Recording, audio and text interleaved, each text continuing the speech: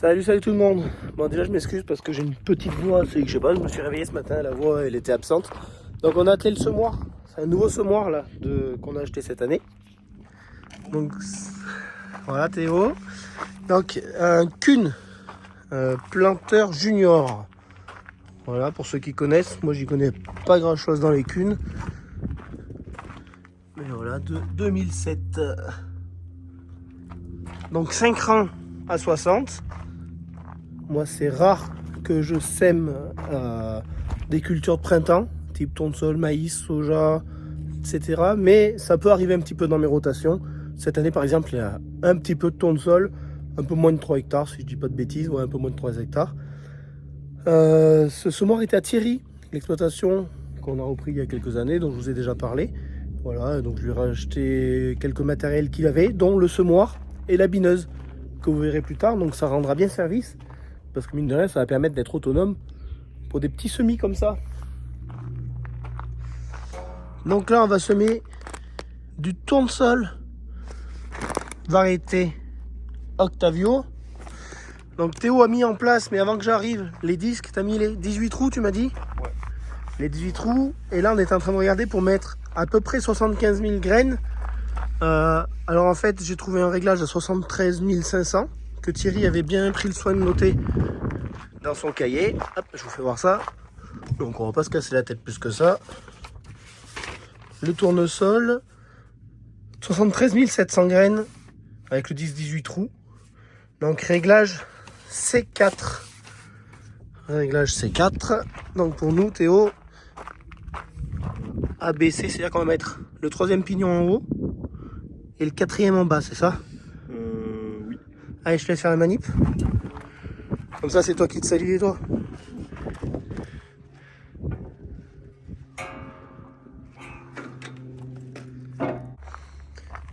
Et en fait, on comprenait pas comment déplacer les pignons du haut pour être bien alignés. Mais il fallait déverrouiller ce petit loquet là. Voilà, ce qui débloque les pignons du haut tout simplement.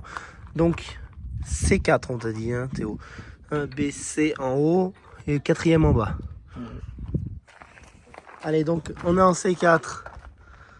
On est aligné. Donc c'est déjà bon signe. On verrouille ça. Et voilà.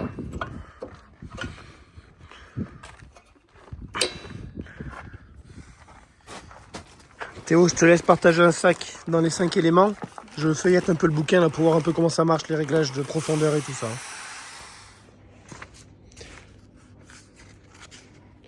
Tac, tac, tac. Est-ce que je vais trouver quelque chose?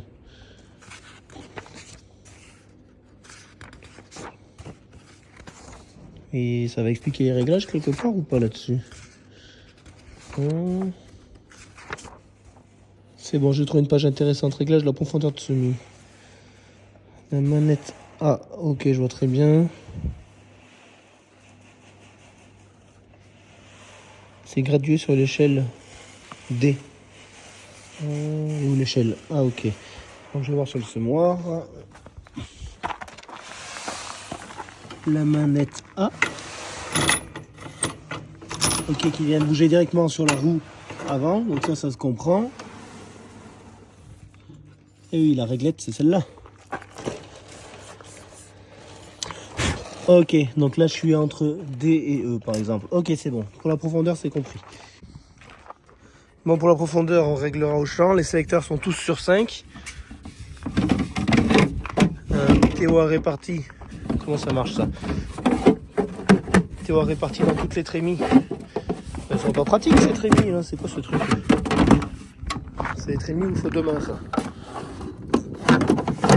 Là.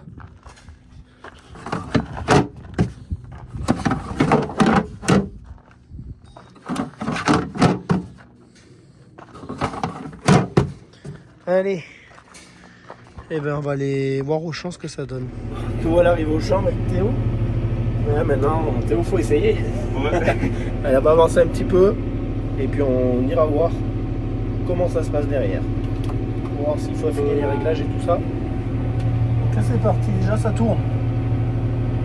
Les roues tournent. déjà bon signe. Allez, on avance quelques mètres et on va aller voir.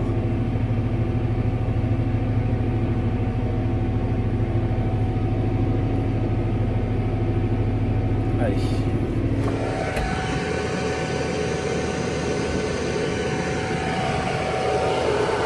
On ne peut pas se permettre de le mettre trop en surface, sinon la graine elle va être dans le sec, elle va jamais germer. On a eu un tout petit peu de pluie vendredi soir, samedi soir, là, quelques millimètres qui nous ont mis un petit peu de fraîcheur. Donc en allant chercher un petit peu le frais, ça va faire en sorte que la graine va rester humide quelques jours, ce qui va vraiment l'aider à germer. Bon, la première ligne est faite, on va quand même prendre le temps de regarder un peu plus loin si on trouve plusieurs graines, à quelle profondeur, tout ça et tout ça. Allez, tu cherches toi aussi Théo?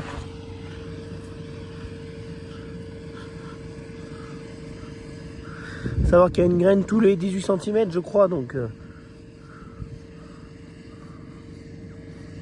on devrait les trouver assez facilement normalement. Donc voilà, là j'en ai trouvé deux, donc c'est ça à peu près à 18 cm d'intervalle. Toi Théo, t'en as trouvé une? Ouais, une. Il faut avoir l'œil, surtout qu'on a mis du compost, donc on a plein de petits bouts noirs qui peuvent ressembler à des graines. Ah ben. T'as trouvé une autre? Ok. Ben déjà c'est que ça a l'air bon, tant mieux. En profondeur, ouais on est pas mal, hein. De toute façon il faut qu'elle soit dans le frais. Donc on n'est pas si mal. Allez on continue. Bon ben ça se passe plutôt très bien parce que au final on en est déjà à 1,35 hectare. On prend notre temps, on a 5,5 hein. Donc il n'y en a pas beaucoup à faire, autant prendre le temps que ce soit bien fait. Qu'est-ce que ça nous dit là-dessus? Ça nous dit une consommation de 5 litres à l'hectare. Donc il n'y a rien à dire. 5,4 litres à l'hectare, 5,2 litres à l'heure. La Deep Blue, 0,3 litres à l'hectare. Ce qu'on va faire, c'est qu'après je vais te laisser au bout, et comme ça je vais filmer un peu de l'extérieur. Pas de problème. Donc en fait, je sais pas si vous avez vu, mais je fais une ligne sur 3. Au bout, je reviens, pas la première mais la deuxième, et ainsi de suite. Comme ça me fait pas faire de manœuvre. Et puis on a largement la place pour rentrer droit dans la ligne. Tiens, on n'y voit rien avec cette vitre. Tu m'as pas dit que tu avais passé le Karcher, toi?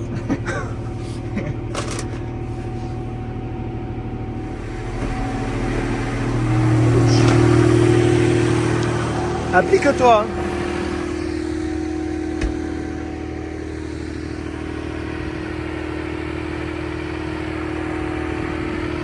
Ah, vous voyez, la terre est quand même bien fine, ça c'est très bien préparé. Et c'est un précédent asperge dans cette parcelle. C'est un échange de parcelles. La parcelle n'était pas à moi.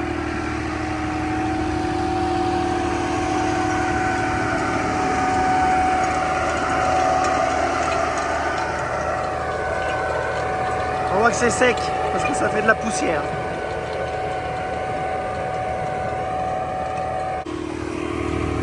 On voit le télégonflage. On voit que les pneus s'écrasent bien. Il y a 1 kg dans les pneus. Ça me fait vraiment plaisir de faire du semi. Quand j'étais salarié, je faisais beaucoup de semis à partir de mes 15-16 ans.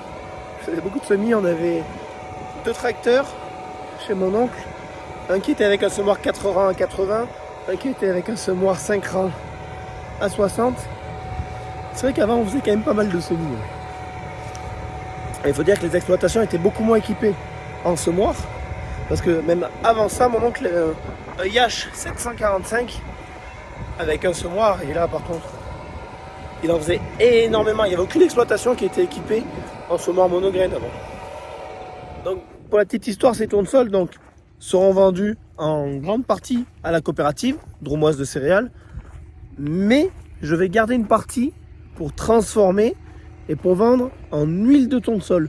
Donc ça peut être très intéressant que vous me dites, ou que vous me disiez, que vous me disiez dans les commentaires si c'est un produit qui peut vous intéresser, de l'huile de tournesol direct au producteur. Voilà, peut-être que je peux mettre en place un système de vente par correspondance, tout ça, je sais pas. C'est à réfléchir, mais dites-moi si d'après vous c'est une bonne idée, pas une bonne idée, s'il n'y a pas besoin, s'il y en a assez sur le marché. Et je m'adapterai pour savoir la quantité, à peu près, grosso modo, la quantité que je vais transformer. Si je vais transformer pour faire 100 litres d'huile, 200 litres d'huile, 300 litres d'huile, je sais pas. Mais quoi qu'il en soit, je vous promets qu'il y aura une partie qui sera transformée en huile. Ça, c'est sûr. Allez Théo, fais-nous ça bien. Tu rentres bien droit dans la ligne, s'il te plaît. Tu baisses ton relevage au bon moment. Ah, il s'en sort bien le petit, il s'en sort bien.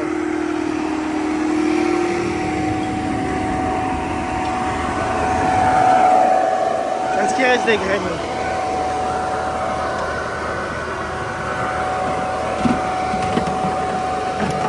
Il en reste un petit peu.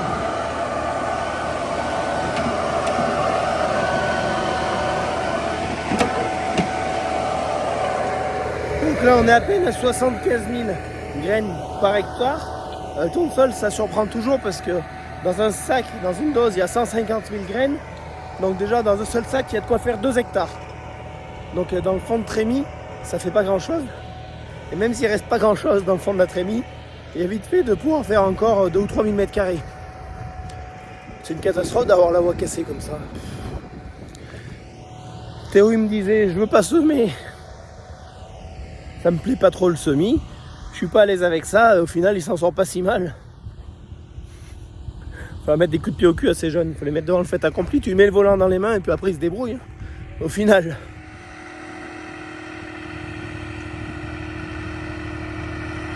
Là, par contre, il a pas compris ce que je lui ai dit.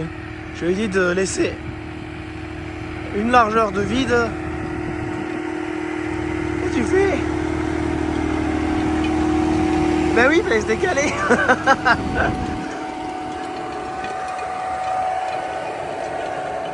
Bon, c'est pas très grave. Il a voulu faire la vanne pour la vidéo, on va dire ça. Bon allez les amis, j'espère que cette vidéo vous a bien plu. Si vous n'êtes pas abonné, je vous invite à vous abonner. Parce que ça fait toujours plaisir et ça mange pas de pain. À demain pour une prochaine vidéo. Bonne soirée. Ciao ciao.